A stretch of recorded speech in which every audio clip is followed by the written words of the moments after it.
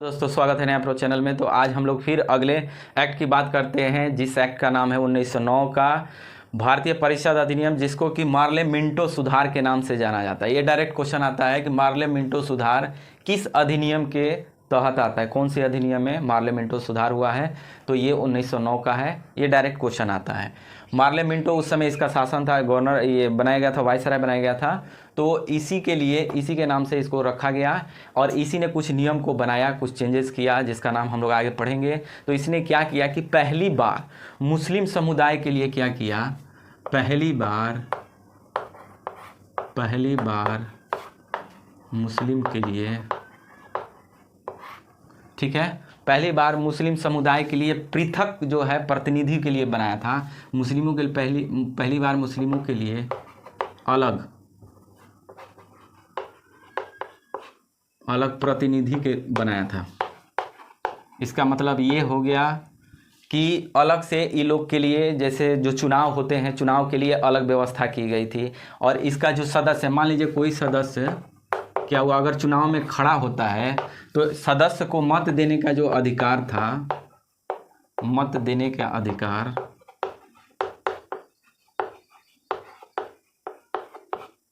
किसको था, तो मुस्लिम को ही था। यानी मतदाता जो था, मतदाता मुस्लिम थे, मतलब कोई और नहीं दे सकता था। ठीक है, इसमें कोई और जाति के, कोई और धर्म के कोई नहीं दे सकता। ये सिर्फ मुस्लिमों के लिए अलग से बना दिया गया और मुस्लिम ही इसको खड़े भी होंगे, वही कैंडिडेट, और उन लोग को जिताएगा या वोट भी देगा मुस्लिम ही देगा। तो इस तरीके से आप देखिए कि अंग्रेजों का किस तरीके से प्लान चल रहा था। तो अगला जो इसी में, इसीलिए इसको सांप्रदायिक निर्वाचक का ये जनक कहा जाता है, सांप्रदायिक निर्वाचक का जनक कहा जाता था। ठीक है, सांप्रदायिक, क्योंकि ये किसी जात विशेष धर्म के लिए इसने क्या किया कि अलग से बना दिया, जिसकी वजह से इसको इसका जनक कहा जाने लगा इस एक्ट के द्वारा। ये डायरेक्ट ये भी क्वेश्चन पूछता है कि किसके द्वारा सांप्रदायिक निर्वाचक जनक है, तो ये 1909 का है। और किसने किया, मार्ले मिंटो ने किया है। तो इसी तरीके से क्वेश्चन इसमें आते हैं। और इसमें पहली बार ऐसा हुआ कि बजट पे, जैसे हम लोगों ने 1892 में पढ़ा था कि बजट पे क्या है कि बात करना, उसको डिस्कशन करना, बोलने पूछने का अधिकार था, और प्रत्यक्ष रूप से चुनाव भी स्टार्ट हुआ। अब यहाँ पे क्या है कि यहाँ बजट पर वोट देने का अधिकार हो गया, वोट देने का अधिकार मिल गया।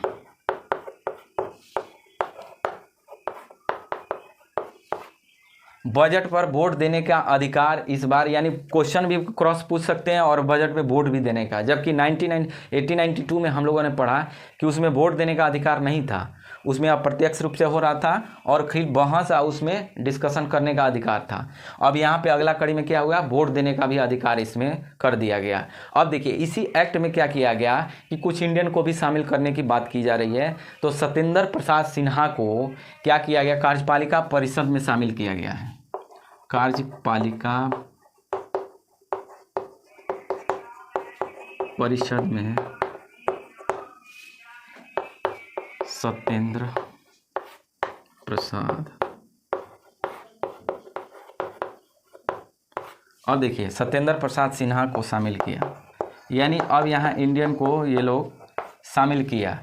एक तो ऊपर में 3 लोगों को शामिल किया था जो पिछले एक्ट में हम लोगों ने पढ़ा, और इसमें सत्येंद्र प्रसाद सिन्हा को अपने कार्यपालिका परिषद में, जैसे जो कार्यपालिका, विधायिका, न्यायपालिका जिस तरीके से काम करती है, उसी तरीके से कार्यपालिका परिषद में इन लोगों ने उसका मेंबर बना के रखा, उसको मेंबर को जगह दिया।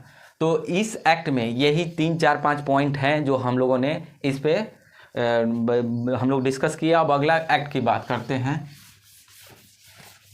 ये है थोड़ा सा टफ होता है, हल्की बोरिंग भी होती है, बट इसको ऐसे ही जो एक्ट से क्वेश्चन आते हैं ऐसे ही आते हैं। इसको आपको याद करना पड़ेगा, रटना पड़ेगा कि हाँ भाई कौन सी एक्ट में क्या बातें की गई है। डायरेक्ट क्वेश्चन आता है, अब लगभग पॉलिटी के क्वेश्चन आएंगे तो एक क्वेश्चन इसमें से ज़रूर दिखेगा आपको। तो अगला जो एक्ट है 1919 का, ये मोंटेग्यू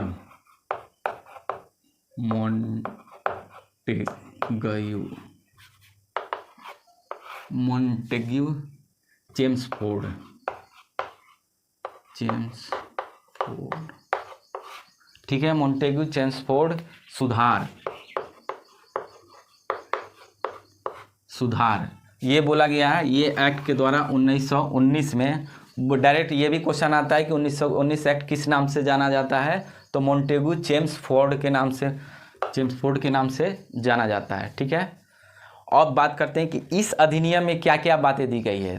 तो कह रहा है कि केंद्र में द्विसदनीय विधायिका की स्थापना। केंद्र में क्या किया है, केंद्र में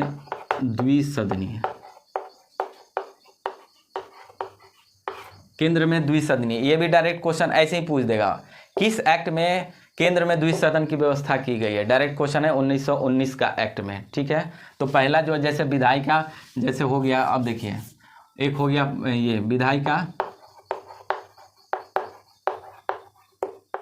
ठीक है, और एक मंत्री परिषद हो गया, ठीक है। तो इस तरीके से क्या किया कि डिवाइड करके इन लोगों ने काम करना स्टार्ट किया, ठीक है। अब अगला बात करते हैं प्रांतों में द्वैध शासन। एक तो ये हो गया प्रांतों में द्वैध शासन। इसका मतलब क्या है कि प्रांत में भी द्वैध शासन किया गया है। एक हस्तांतरित,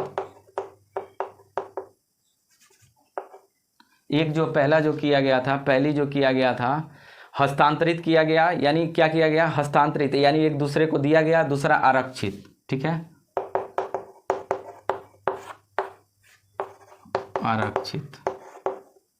हालांकि ये पूछता नहीं है, जैसे इसमें है कि जैसे राजस्व से रिलेटेड कर दिया, ये हस्तांतरित कर दिया। आरक्षित में जैसे सेना हो गया, पुलिस हो गया, इस तरीके से इसमें किया है। लेकिन क्वेश्चन आता है कि प्रांतों में द्वैध शासन किस एक्ट के द्वारा किया गया है, तो 1919 का एक्ट के द्वारा ये किया गया है, ठीक है। अब देखिए इसीलिए जो द्वैध शासन प्रांतों में है, एक लियोनस कार्टस है, लियोनस क्या नाम है, लियोनस कार्टियस,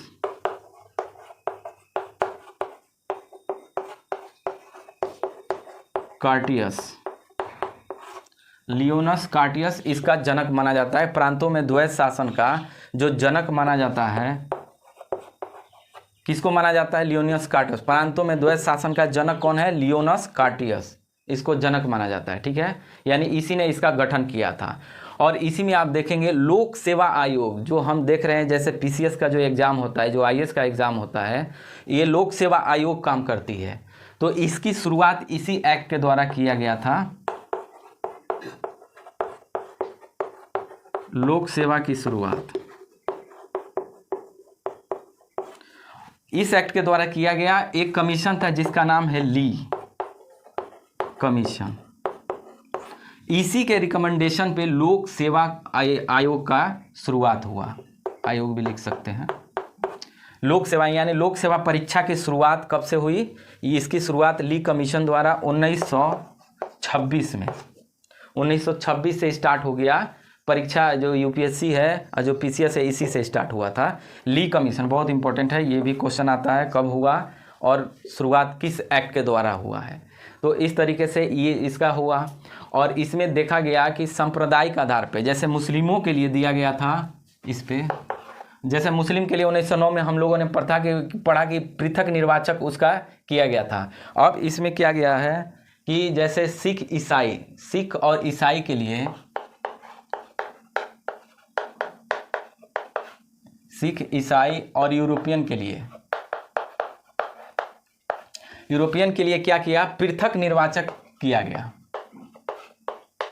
सांप्रदायिक आधार पे पृथक निर्वाचक, ठीक है। यानी मुस्लिम के लिए 1909 में कर दिया, 1919 में क्या किया, सिख, ईसाई और यूरोपियन के लिए इसको अलग से कर दिया गया, ठीक है। अब अगला जो बात करते हैं, इसमें पहली बार एक और अगला कड़ी में 1 2 3 ये चौथा हो गया, पांचवा। पहली बार बहुत इंपॉर्टेंट है, ये क्वेश्चन आता है। पहली बार महिलाओं को वोट देने का अधिकार मिला।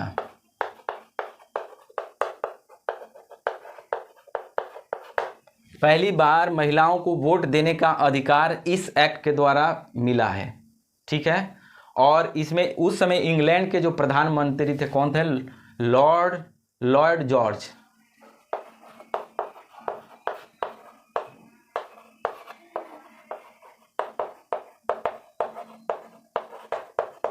ब्रिटेन के प्रधानमंत्री थे लॉर्ड जॉर्ज उस टाइम। ठीक है, ये भी पूछ देगा कि इस एक्ट के द्वारा प्रधानमंत्री कौन थे। तो यही रहा, कैसा लगा आप ज़रूर बताइए। Thank you for watching.